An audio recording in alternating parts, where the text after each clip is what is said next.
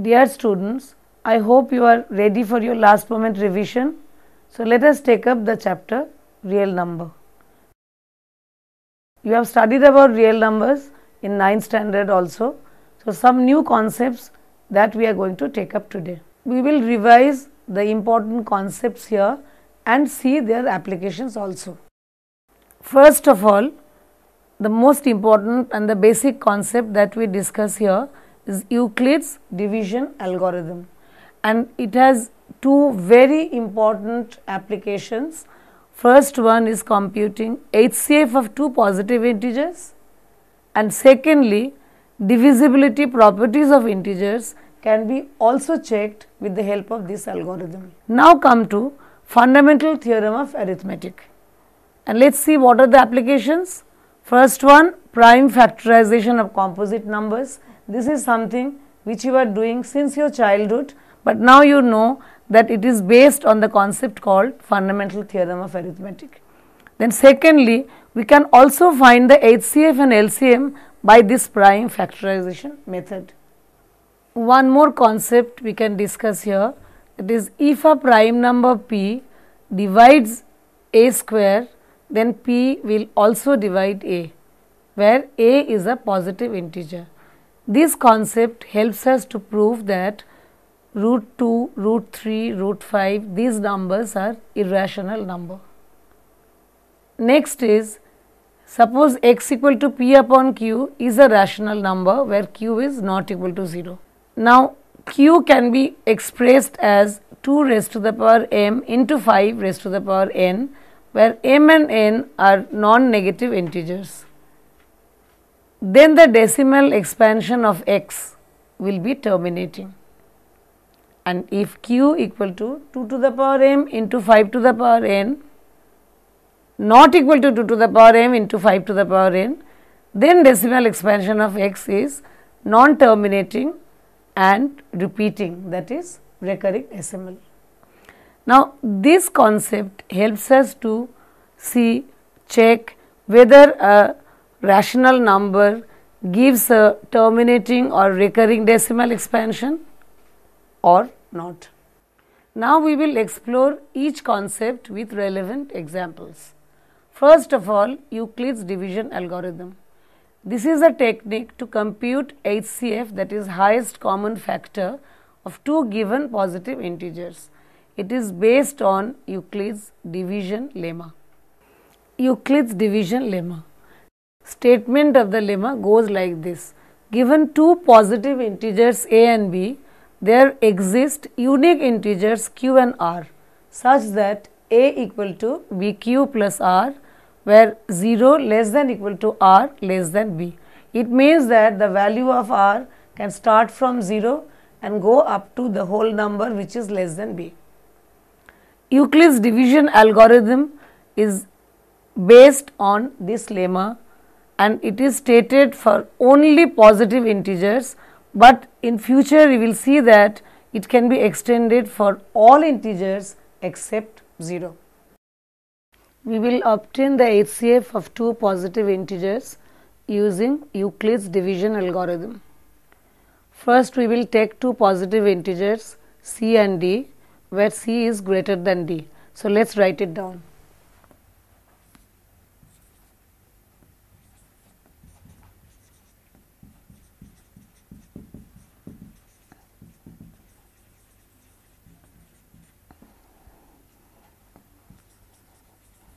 And c is greater than d. First step, we will apply Euclid's division lemma on these two numbers.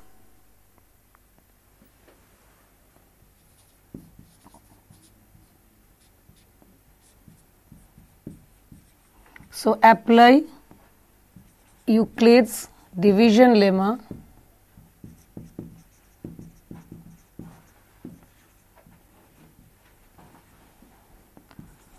on c and d and find out two whole numbers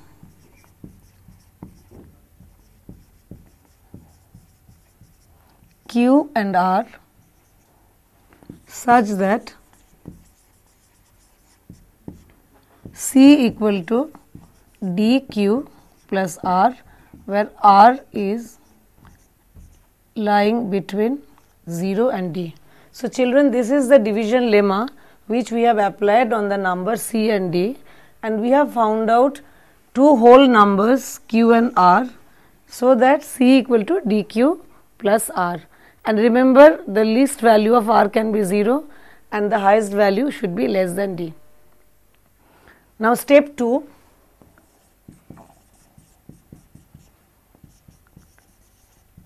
Check the value of r. Here two cases will arise. Case 1, r equal to 0.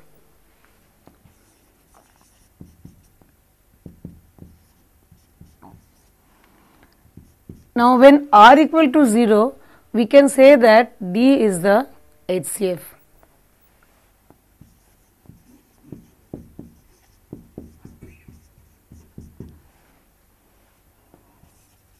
Case 2, r not equal to 0. In this case, we will continue the process, that is, the division lemma will continue using D and R.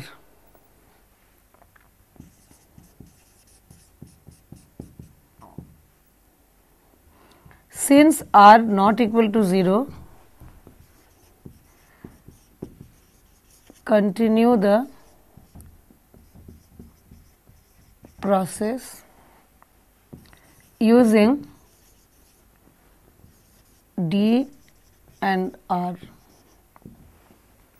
This process will continue till when R becomes 0, that is remainder becomes 0, the divisor at the final step will be called the HCF of C and D. This example is using Euclid's division algorithm, find the HCF of 426 and 576. Now we are finding the HCF of two numbers 426 and 576 using Euclid's division algorithm. Now 576 is the bigger number, so let us write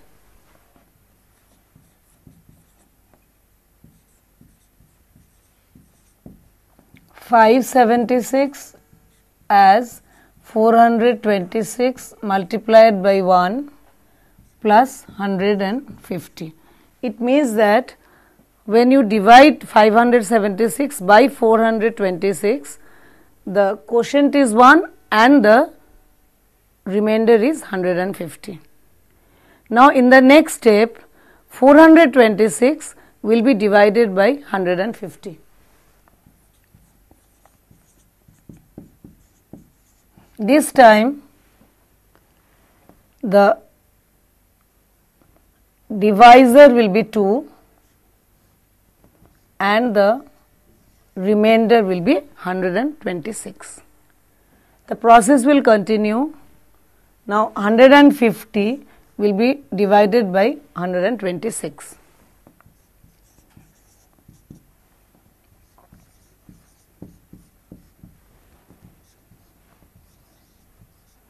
So, what is the remainder now? 24. So, further we continue. 126 can be written as 24 multiplied by 5, that is 120, and the 6 is coming as the remainder. Further we can write 24 as 6 multiplied by 4 and no remainder, so we write 0.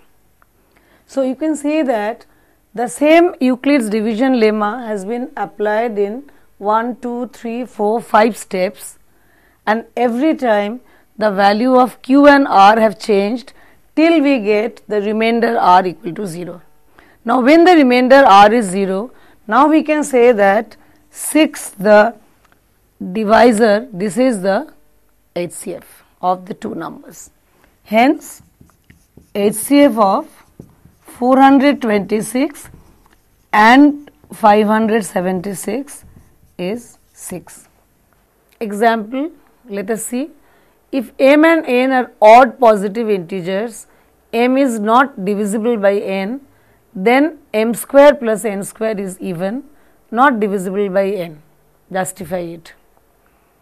So, it is given that m and n are odd positive integers. Therefore, m square and n square are both odd positive integers. So, m square plus n square, that is sum of two odd positive integers, will be an even integer. But it is also given that m is not divisible by n. Therefore, m square is not divisible by n. So, m square plus n square cannot be divisible by n. Now, we take this example. Using Euclid's division lemma, show that the square of any positive odd integer is in the form 8q plus 1 for some integer q. Let us see the solution. Let us take any positive integer p such that p equal to 8m plus 1 for some integer m. Therefore, p square will be 8m plus 1 whole square, which can be written as 64m square plus 16m plus 1. Now, from the first two terms, we can take 8 common and write it as 8 into 8m square plus 2m plus 1. Now, if we substitute 8m square plus 2m equal to q, which is also a positive integer, then p square can be written as 8q plus 1. Again, we take p equal to 8m plus 3, and again similar manner we can show that p square equal to 8 into 8m square plus 6m plus 1 plus 1. This time we will substitute 8m square plus 6m plus 1 equal to q, which is also a positive integer because m is a positive integer. Hence, p square becomes 8q plus 1. This example is when a positive integer a is divided by 3, then remainders are 0 and 1 only. Justify your answer.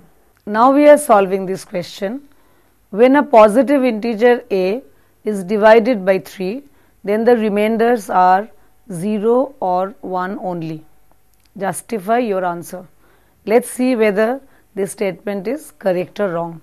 So, we express the number a, positive integer a, as a equal to 3m plus r, and by Euclid's division lemma we know that r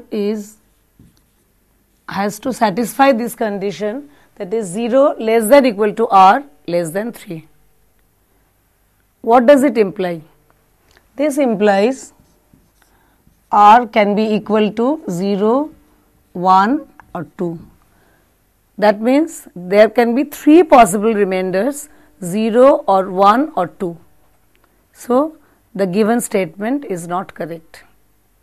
Take this example. Using Euclid's division algorithm, find the largest number that divides 1251, 9377 and 15628, leaving remainder 1, 2 and 3 respectively. We have to find the largest number that divides 1251, 9377 and 15628, leaving remainder 1, 2 and 3 respectively. And we have to use Euclid's division algorithm for this. So, first thing what we will do, children, is we will subtract 1, 2 and 3 from these 3 numbers respectively.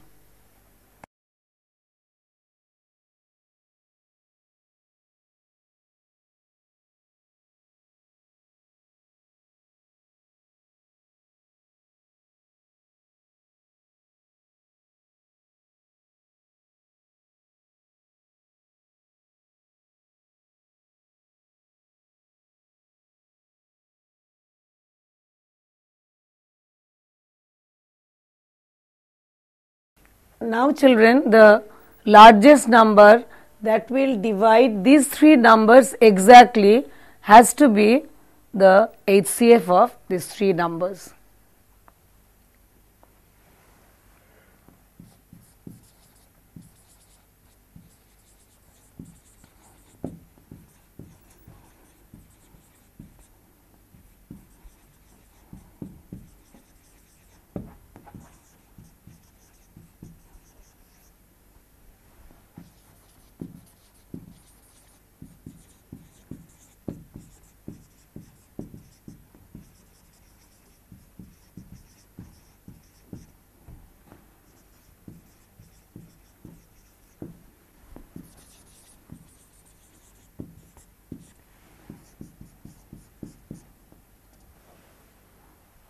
So first we will take the first two numbers 1250 and 9375. Between these two numbers, the larger number is 9375, which will be divided by 1250.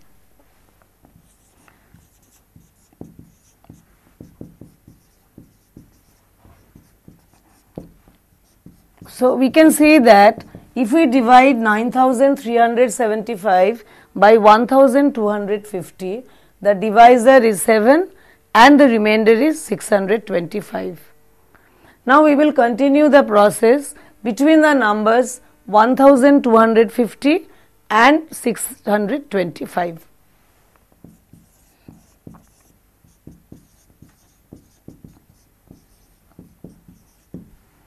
So what do you notice here? That remainder becomes 0. Therefore, 625 exactly divides 1250. Further, we take the third number, that is 15,625, which can be written as 625 multiplied by 25, and again the remainder becomes 0. So what do you observe here? 625 divides these three numbers exactly. Therefore, the required largest number should be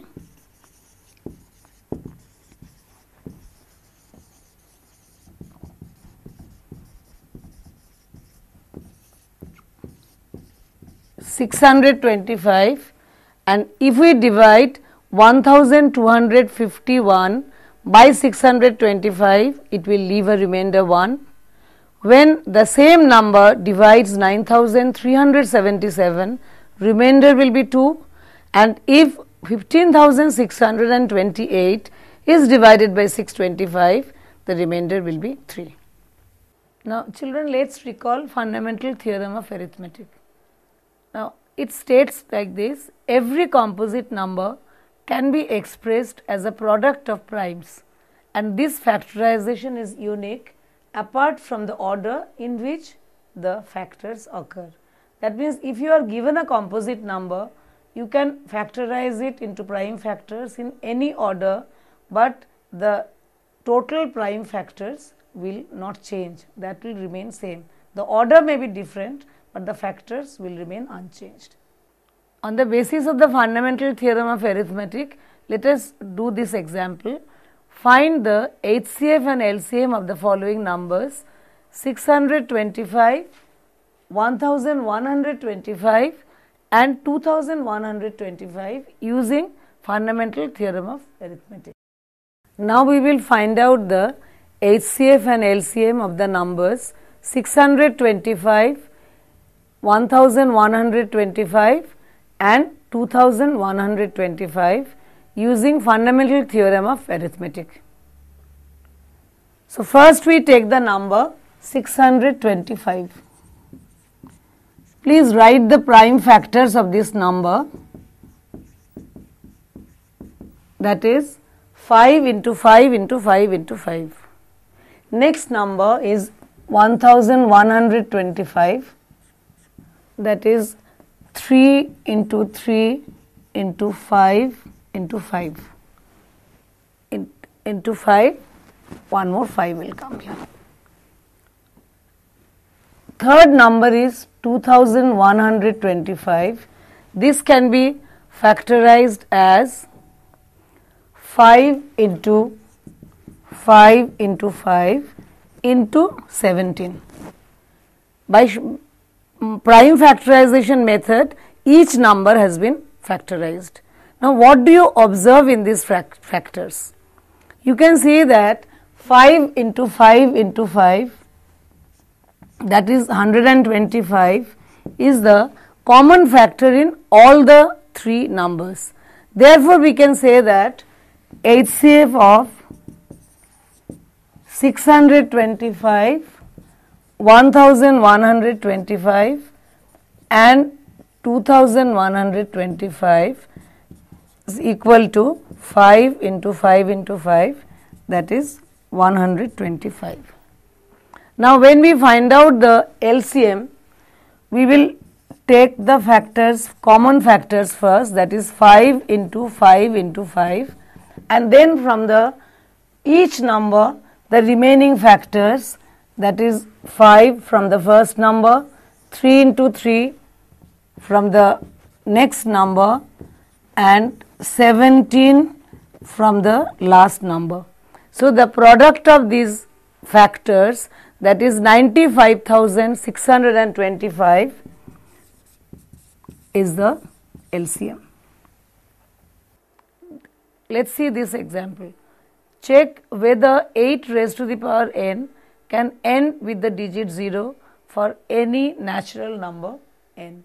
Now, we will check whether 8 raised to the power n can end with a 0 for any natural number n. First, we find out the prime factors of 8, which can be written as 2 into 2 into 2. Therefore, 8 raised to the power n can be written as 2 into 2 into 2 whole raised to the power n. But a number can end with a 0,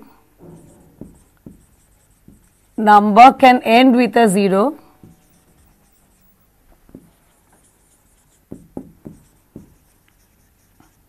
if it contains two factors 2 and 5. Since the factor 5 is missing here, this implies by the uniqueness of fundamental theorem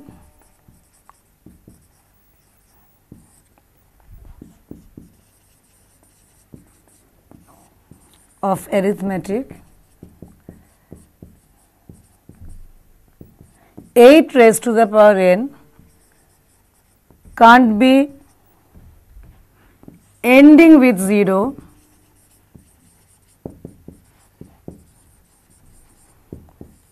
for any natural number n. Let us take this example that we have to complete the following table and give reason in each case. Now, this table has 1, 2, 3, 4, 5 columns. Okay. First column you can see it is the serial number of the question, and in the second column the numbers are given, the rational numbers are given. You have to say whether the number is a terminating decimal or a recurring decimal, and also give a reason why you are saying so. So, let us take the first number 15 upon 8. Now, here we will use that rule. The denominator is in the form 2 raised to the power m into 5 raised to the power n. Therefore, it has to be a terminating decimal. So, it can't be a recurring decimal. Okay. Now, go to the next question. 77 upon 210. Now, 77 upon 210 can be simplified to 11 upon 30 because 7 is a factor in both numerator and denominator. Now, what is the denominator here? 30. So, 30 can be split up as 3 into 2 into 5, or you can say 3 multiplied by 2 raised to the power 1 into 5 raised to the power 1. That means the denominator is not in the form 2 to the power m into 5 to the power n. Therefore, what do we say? That it is a recurring decimal, it is not a terminating decimal. Now, the next part, 39 upon 3120. Once again, we will take the prime factorization of the denominator and check whether it is a terminating or a recurring decimal. Now, 3120, that can be split up as 13 multiplied by 240. And you can see that 13 is a factor in the numerator also, because 39 is 13 into 3. So, if you cancel out 13 from both numerator and denominator, you get a number 3 upon 240, which also simplifies to 1 upon 80. Now, let us see the factors of 80. 80 is the denominator here. Now, 80 can be factorized into the prime factors 2 raised to the power 4 into 5 raised to the power 1. So, it is of the form 2 raised to the power m into 5 raised to the power n. Now, you know that whenever the denominator is in this form, number is terminating decimal. That means it is not a recurring decimal. Let us take this example. Prove that root 5 is an irrational number. We are going to prove that root 5 is an irrational number, and we will prove this by the method of contradiction. So, we suppose root 5 is an rational number. Therefore, we can take root 5 as p upon q, where p and q are co-prime. So, this implies p equal to root 5 q, which also implies p square equal to 5q square. What does that mean? It means that 5 is a factor of p square.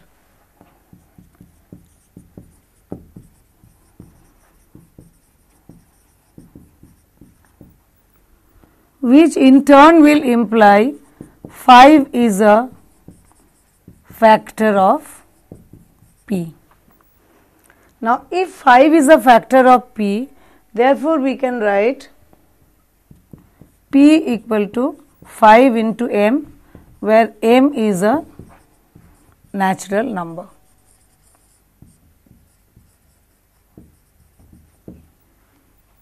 Now, if p equal to 5m, p square equal to 25m square. So, what does this give us?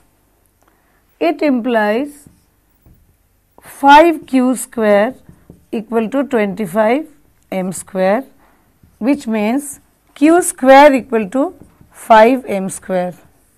So, we notice that 5 is a factor of q.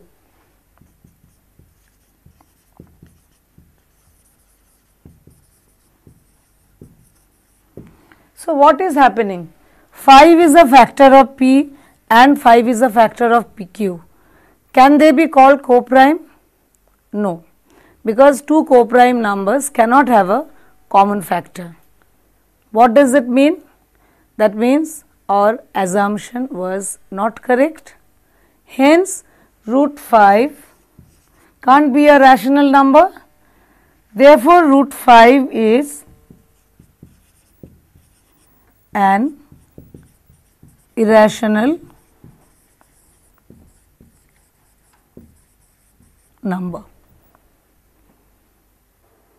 Now, see this example. On a morning walk, 3 persons step off together and their steps measure 40 centimeter, 42 centimeter and 45 centimeter respectively. What is the minimum distance each should walk so that each can cover the same distance in complete steps? Now, we are solving the question. On a morning walk, 3 persons step off together and their steps measure 40 centimeter, 42 centimeter and 45 centimeter respectively. What is the minimum distance each one should walk so that each can cover the same distance in complete steps? Now, here the 3 persons are measuring steps in different measurement, that is 40 centimeter, 42 centimeter and 45 centimeter. So we have to find out the required minimum distance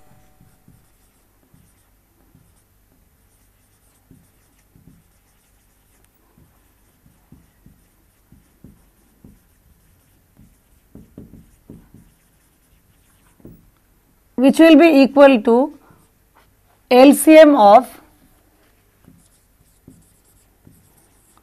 40 centimeter, 42 centimeter and 45 centimeter. So we find out the prime factorization of each of the numbers. That is 40 can be written as 2 into 2 into 2 into 5. 42 can be written as 2 into 3 into 7 and 45 can be written as 3 into 3 into 5. So we have got the prime factorization of all the three numbers. So let us find out the LCM of all the three numbers.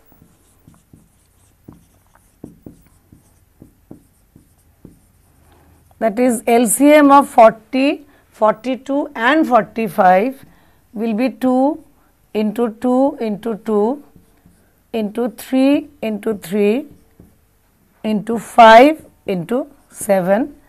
Now just multiply and see what is the answer you are getting.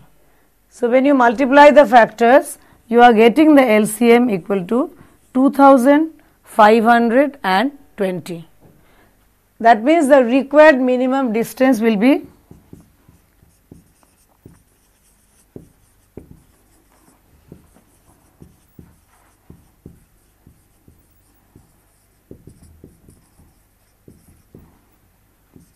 is 2520 centimeter. Let us take this example. Prove that one of any three consecutive positive integers must be divisible by 3. Now we will prove that one of any three consecutive positive integers must be divisible by 3. So let us take three consecutive positive integers as n, n plus 1 and n plus 2. Two cases can arise. Case 1, n is a multiple of 3. Therefore, n plus 1 will be 3m plus 1 and n plus 2 will be 3m plus 2. So we can see that 1 out of 3 consecutive integers is a multiple of 3. Second case we will take when n is not a multiple of 3. Therefore, let us take n equal to 3m plus r. What can be the possible value of r? R can take the values 0, 1 and 2. Now, r equal to 0 we have already considered. So, if I take r equal to 1, when r equal to 1, that will imply n equal to 3m plus 1. Therefore, n plus 1 will be 3m plus 2 and n plus 2 will be 3m plus 3, which is divisible by 3. So, once again you can see that if n is not a multiple of 3, then out of 3 consecutive natural numbers, one number is divisible by 3. Similarly, you can show it by taking r equal to 2. A similar result will come. Hence, we can say that 1 out of 3 consecutive natural numbers is always divisible by 3. Now, see this example. Prove that root 3 plus root 5 is an irrational number. Now, we are going to prove that root 3 plus root 5 is irrational. We will suppose that root 3 plus root 5 is not irrational, but root 3 plus root 5 is a rational number.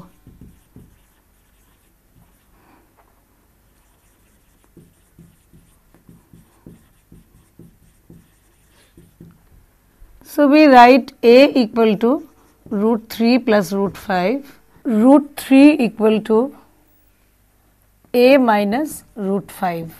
Now square both sides and you get 3 equal to a minus root 5 whole square.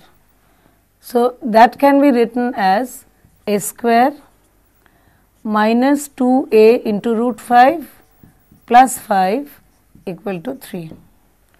Therefore, what are you getting? Keep this term on one side and all other terms you shift to the other side. So that gives you a square plus 2 equal to 2a into root 5, which means root 5 equal to a square plus 2 upon 2a. Now what is a?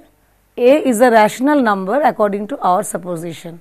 So if you look at this final expression, what do you see? The right hand side is a rational number, which is a square plus 2 upon 2a, but the left hand side is an irrational number, root 5. Is it possible? No. This is leading us to a contradiction.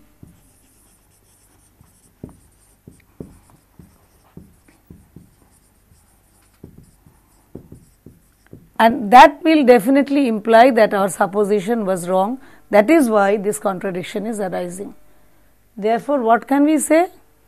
We can say that root 3 plus root 5 is an irrational number.